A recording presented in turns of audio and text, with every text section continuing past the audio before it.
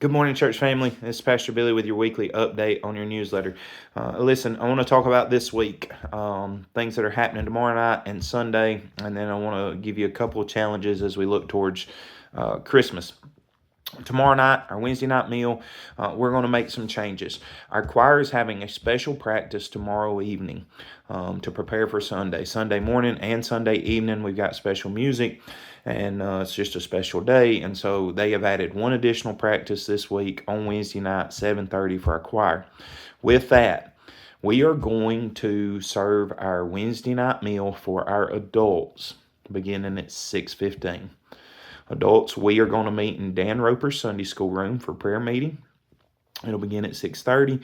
And so we'll start our time eating, fellowshipping, spending time discussing prayer requests, move into our Bible study, and we'll do all of that in Dan's Sunday School room.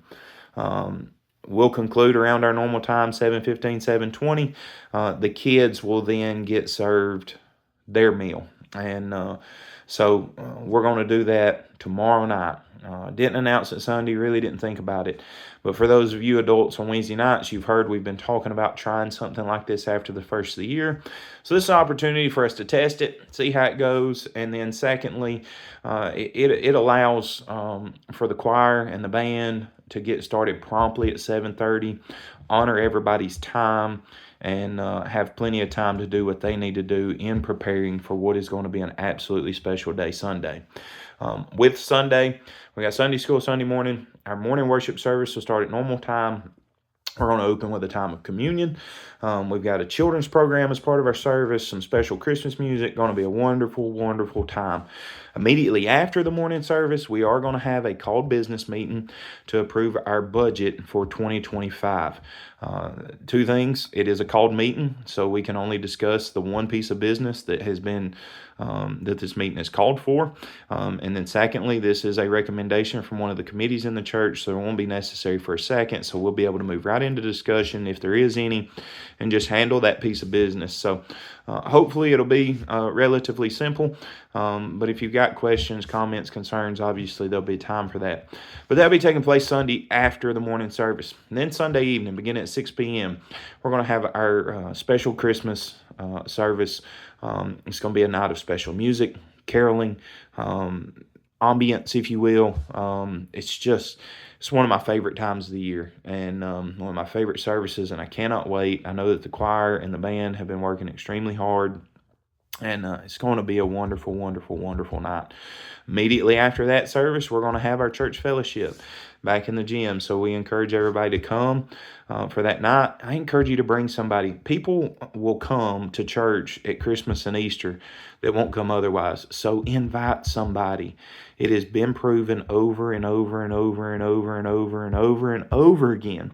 The most effective way to get somebody to church is personal invitation. So I challenge you, go find somebody, invite them to church.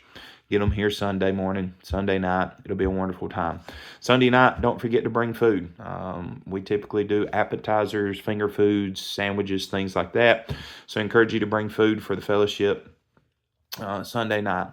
And then, of course, Christmas is just right around the corner. We will have our regular Christmas Eve service. That week, look at the bullet points. We won't have our midweek service because of Christmas, and see those things about service changes. You guys are used to what that looks like each year. And so I encourage you to see that. Two things I want to challenge you to. Number one, Winter Extreme's coming up for our youth. I want to ask you to be praying, especially for Shane and our youth, as they go on this trip, that God would move in their midst. Secondly, Lottie Moon. It is December. We've talked about it 2 Sundays. This past Sunday, I forgot. I don't think at any point in the service did I mention it. I'm sorry, but I want to bring it up now, and I want to make sure we continue to emphasize it. Our goal is $5,000. 100% of the money given to Lottie Moon by all Baptists during this time goes directly to the mission field. It's one of the best things we do. And so I want to challenge you to give. You can give at any time.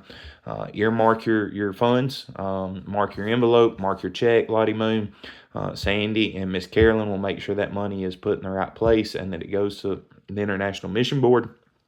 And you can give throughout December. And so I want to challenge you to make a gift to that. Otherwise, listen, just look at the list of things going on. Our Sisters in Grace rescheduled their meeting. Men, we're having our breakfast tomorrow morning. So I want to encourage you to be here for that at 8 a.m. And then tomorrow is Riverwood Inspires Nursing Home singing, I do believe. And so that's always a good time.